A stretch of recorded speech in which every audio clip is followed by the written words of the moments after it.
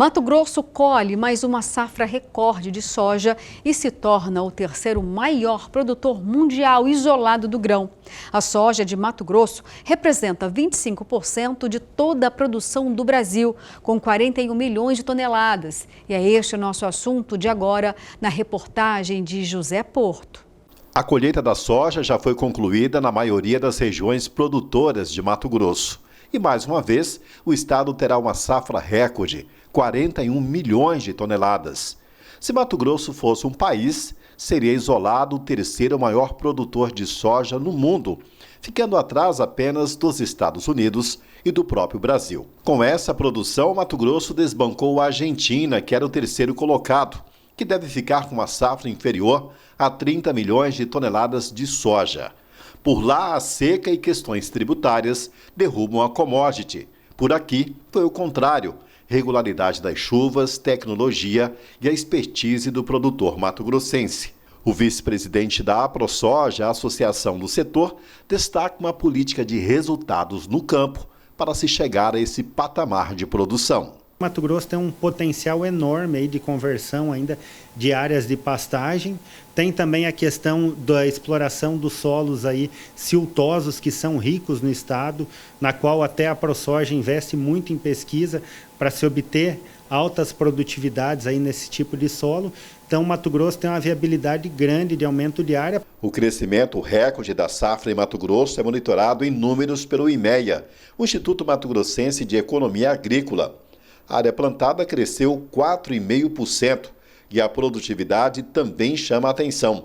Enquanto na última safra o produtor colheu em média 59 sacas e meia por hectare, agora em 2023 foram 61,6 sacas, uma melhora de 1,4%. Essa estimativa de produção recorde no estado é reflexo aí, né, dos preços valorizados, que está incentivando o produtor a ampliar a área, e das condições climáticas que foram muito favoráveis em termos de produtividade no campo. Então, esses dois fatores, uma área maior e uma produtividade também maior esse ano, a gente tem visto esse reflexo na produção. Mais confiante, o produtor também abriu mais áreas e investe em tecnologia. Cada vez as margens vão apertando e o produtor tem que ficar mais tecnificado, aproveitar melhor os recursos que tem, que a gente sempre fala que a tecnologia não é só investir, mas usar de maneira racional aquilo que você tem, aproveitar melhor a sua área e investir da maneira correta para poder lucrar. As condições favoráveis do clima e, claro, o emprego de alta tecnologia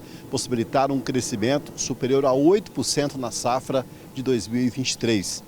Um recorde e uma expectativa futura ainda melhor. Para os próximos 10 anos, a produção de grãos em Mato Grosso deve avançar ainda mais. Há espaço e condições favoráveis para o crescimento. O estado tem mais de 14 milhões de hectares de área de pastagem apta para conversão em agricultura, então a gente espera que haja um incremento nos próximos anos. O IMEA estima uma produção de mais de 63 milhões de toneladas nos próximos 10 anos, justamente aí com essa conversão. Há uma demanda cada vez maior de alimentos no planeta, e a soja e o milho, por exemplo, são bases para a produção de proteínas. A quebra na produção de soja dos hermanos argentinos pode impactar até nos preços, mas por enquanto está em análise, aguardando o fechamento da safra americana. Como a Argentina investiu muito no esmagamento da soja e tem contratos a cumprir, a falta do grão por lá abre um outro cenário. De grande produtor, o país vizinho pode passar a comprar soja do Brasil. Ela é mais perto, então a viabilidade hoje, com certeza, o Brasil está mais próximo por conta de frete e tudo. Tem grande chance do Brasil poder suprir essa exportação. Seguimos com o Agro Pantanal deste domingo para mostrar uma reportagem produzida pelo programa Agronacional da TV Brasil, que foi até o município de Três Pontas, em Minas Gerais, para conhecer o primeiro café carbono neutro do Brasil. Inspirado por um livro do empresário Bill Gates, o cafeicultor Marcelo Brito resolveu investir numa produção capaz de neutralizar as emissões de carbono, contribuindo para a mitigação das mudanças climáticas. Há séculos que já não se encontra ouro nas velhas Minas Gerais. O estado enriqueceu mesmo graças ao café, que brilha tanto quanto o metal dourado e pode ser uma fonte de renda sem fim se o manejo for sustentável. Por isso, os investimentos não param. Atualmente, os mineiros produzem e comercializam as primeiras safras de café carbono neutro. Em Três Pontas, no sul de Minas Gerais, tecnologia, inovação e preocupação com o meio ambiente são como cafeína para os sonhos da família Brito. Depois que eu li o livro do Bill Gates, Como Evitar um Desastre Ambiental, eu fiz um contato com um consultor para a gente buscar como poderia ser feita uma certificação de carbono neutro. Hoje o mundo todo está extremamente preocupado com o desastre ambiental que está por vir, que já está até começando a surgir vários eventos de desastre. Foi no início desse ano, então, que nós começamos a dar ênfase a isso e procuramos pessoas para nos apoiar no sentido de buscar uma certificação da nossa produção. A ideia de mercado de carbono teve início durante a Conferência das Nações Unidas para Mudanças Climáticas, a ECO 92, no Rio de Janeiro. 5 anos depois, em 1997, uma outra reunião aconteceu no Japão. Os países participantes cobravam posturas mais rígidas frente às emissões de gases de efeito estufa. Essa reunião ficou conhecida como Protocolo de Kyoto. Para esse protocolo entrar em ação, era necessário que 55% dos países que emitem gases de efeito estufa participassem e se unissem. Essa união só aconteceu em 2005. Foi aí, então, que a emissão de carbono passou a ter um valor econômico e os países começaram a ter interesse em limitar ou reduzir essas emissões. Nessa propriedade foram comercializadas 630 sacas de café carbono neutro Safra 21, com um bônus de R$ 100 por saca. O primeiro passo para conquistar o título de neutro na cadeia produtiva foi medir o carbono emitido e o sequestrado em toda a propriedade. A primeira coisa que a gente precisa ter em mente é a questão da metodologia credível, né? Então nós fomos buscar junto à GHG Protocol, que é uma metodologia que foi trazida pelo Instituto Getúlio Vargas, aqui para o Brasil, na qual a gente classifica as emissões de carbono de uma propriedade. Então, nesse sentido, a gente quer mensurar toda e qualquer emissão na propriedade. Na verdade, a gente não sabia qual seria o resultado desse balanço. Então, foi feito um inquérito, né, de emissão de gás de efeito estufa e ver o que a fazenda capta e o que a fazenda emite. E este balanço é medido por esse relatório e nós foi uma surpresa boa para a gente saber que a nossa fazenda tinha sustentabilidade nesse aspecto também. A metodologia usada na mensuração é feita com uma calculadora criada especialmente para esse objetivo, na qual são lançados os valores obtidos na fazenda. Vários manejos que a fazenda usa para poder diminuir a pegada de carbono e aumentar a neutralização de carbono que a fazenda possui. Ela faz uso de manejo de mato, né, adubação verde, faz as roçadas alternadas, usa baixíssimo nível de herbicida, certo? Tudo isso equivale basicamente a 1/3 de uma pastagem forrageira tradicional. Quando a gente fala de escopo 1, outro ponto que valorizou e muito o sequestro mesmo da fazenda foi o uso baixíssimo de adubação nitrogenada. Eles complexam a amônia dentro da própria fazenda e fazem uso também de produtos biológicos. Tudo isso diminui muito o uso de nitrogênio e aumenta a neutralização da fazenda. Os resultados são revelados para o produtor rural só no inventário. Ao eu terminar esse inventário, nós vamos dar caminhos para o produtor, falar assim, olha, se eu não conseguir neutralizar, o que eu preciso para fazer? Tá certo? E chegar numa quantidade de carbono que ele emite. Então, o máximo que ele vai conseguir é neutralizar. Um crédito de carbono representa a não emissão de 1 tonelada de carbono na atmosfera. No campo, dentro da porteira, tudo precisa ser medido, mensurado, desde os manejos sustentáveis utilizados até a energia, por exemplo. É aí que vai se formar o que é chamado de inventário das emissões. No mercado de carbono, quanto mais sustentável, mais positiva a situação do produtor. A Fazenda Sete Cachoeiras investiu nesse quesito desde sua formação. Agora, colhe os frutos dessa escolha, como explica o engenheiro agrônomo responsável. Aqui nós fizemos vários manejos complementares. Nós começamos fazendo com reciclagem da própria matéria orgânica vindo da poda do café, né? A gente faz essa reciclagem.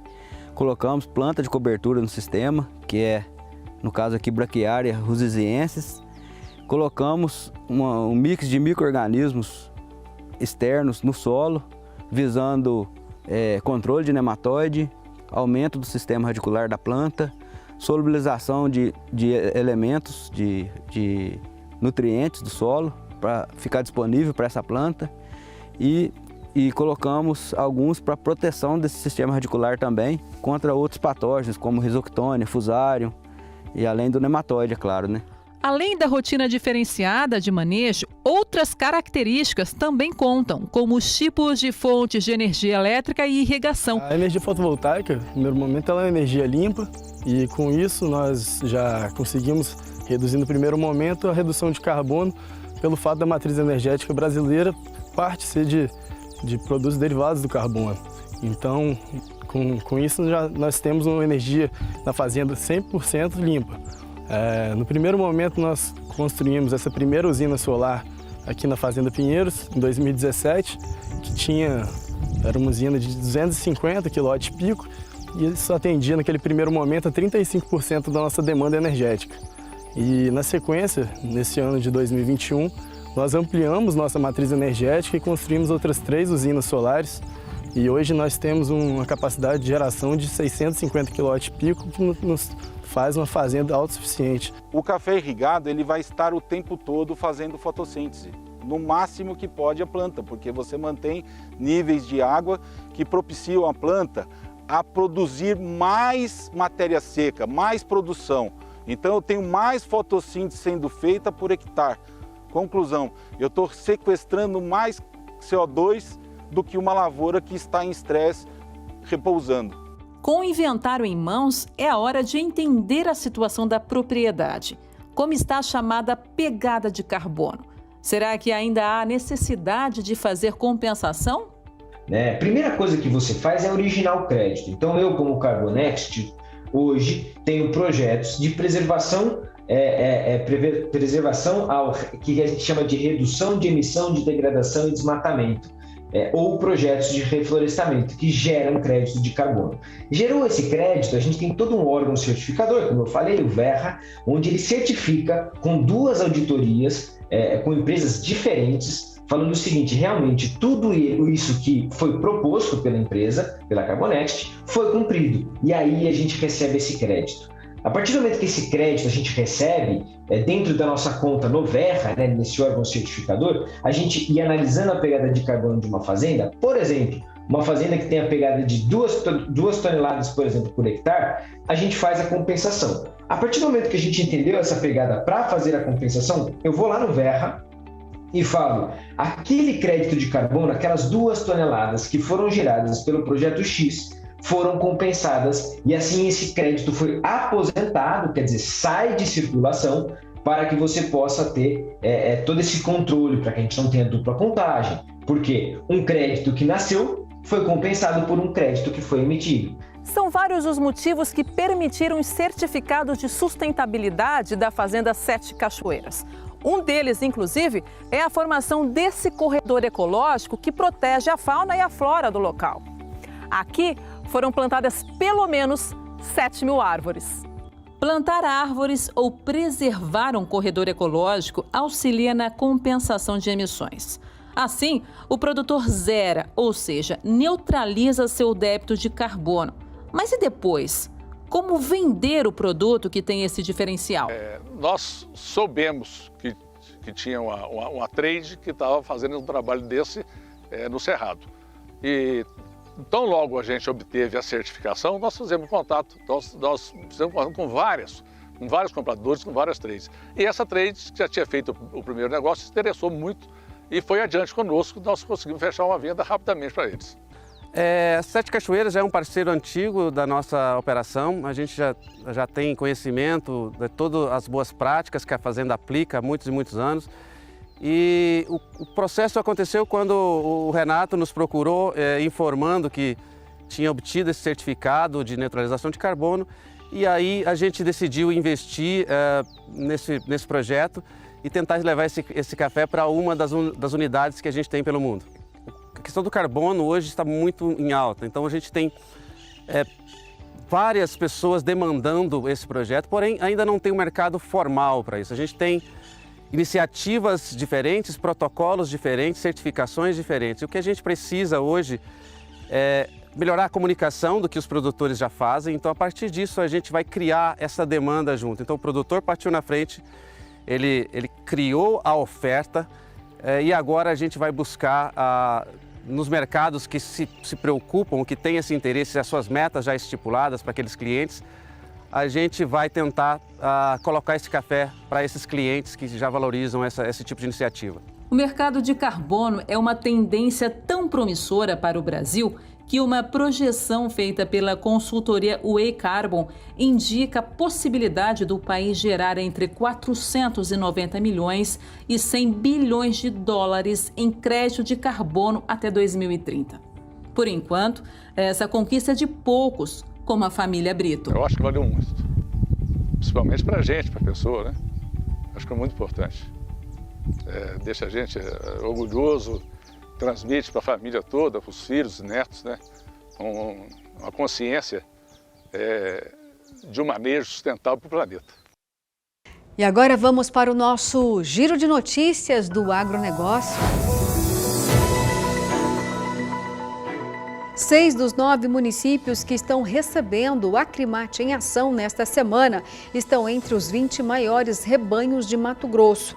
Juara, Juína, Coniza, Aripuanã, Brasnorte e Castanheira, somando, tem um rebanho com mais de 4 milhões de cabeças de gado.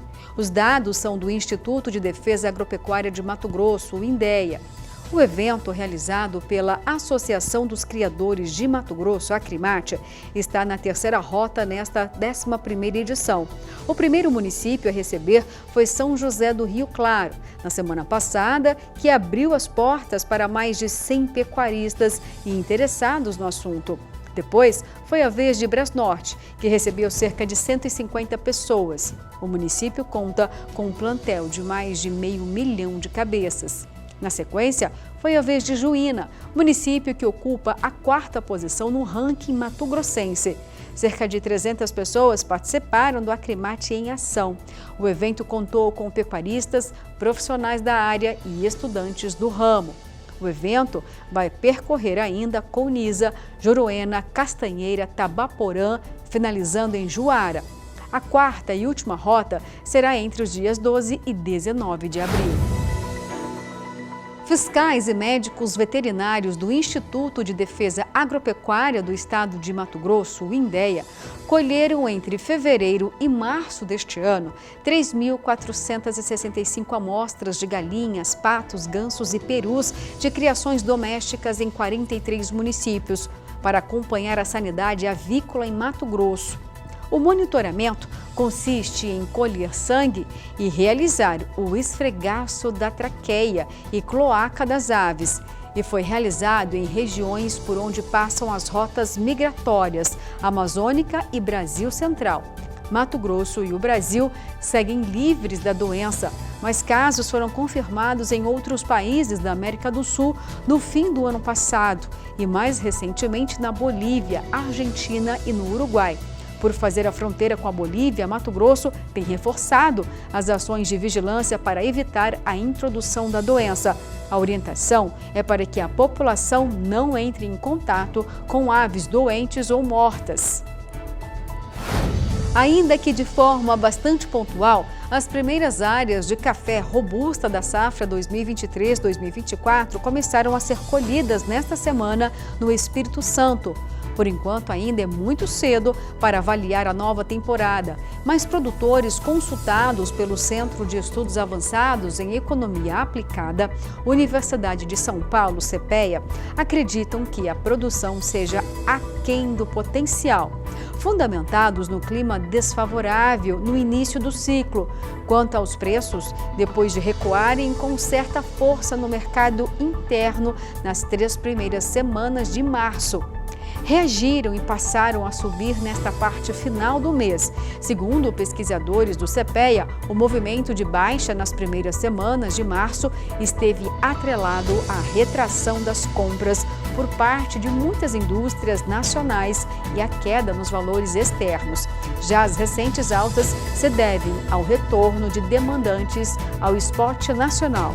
Os preços da variedade também subiram no Vietnã, levando exportadores a atuarem com mais força no mercado brasileiro.